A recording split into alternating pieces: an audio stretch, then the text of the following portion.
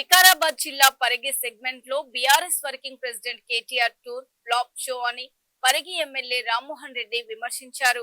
కేటీఆర్ చెప్పే అబద్ధాలు వినలేక జనం మీటింగ్ మధ్యలోనే బయటకు వెళ్లారని తెలిపారు. 50,000 కోట్లతో పరిగి నియోజకవర్గంలోని అభివృద్ధులు పనులు జరుగుతున్నాయని ఎమ్మెల్యే రామ్మోహన్ రెడ్డి తెలిపారు. కేటీఆర్ మాటలను తెలంగాణలోనే ఎవరు నమ్మే పరిస్థితిలో లేరన్నారు.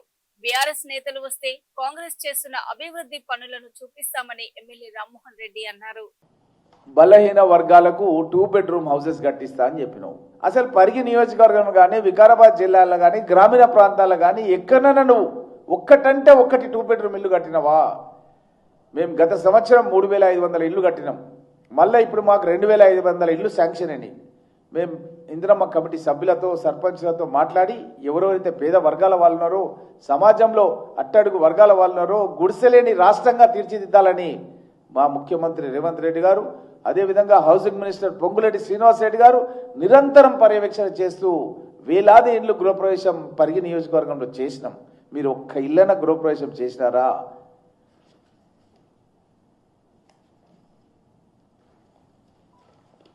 షెడ్యూల్ కులాల వాళ్ళకి ఎన్నో అబద్ధాలను ప్రచారం చేశారు. 50,000 కోట్లతో ఎస్సీల అభివృద్ధి గురించి పథకాలని చెప్పిండ్రు.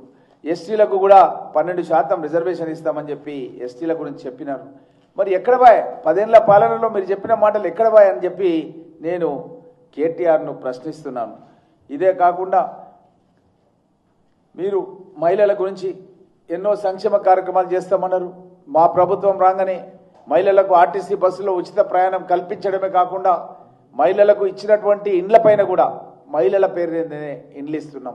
మహిళల గురించి ఎక్కడ ప్రపంచంలో లేనటువంటి పథకాలు కాంగ్రెస్ ప్రభుత్వం వచ్చిన తర్వాత వాళ్ళకు మహిళా సంఘాలకు రుణాలు ఇచ్చి ఆ రుణాల ద్వారా వాళ్ళ కాళ్ళపైన వాళ్ళు నిలబడి ఉండడానికి అని చెప్పి మేము వాళ్ళకు పెట్రోల్ బంకులు ఇస్తున్నాం.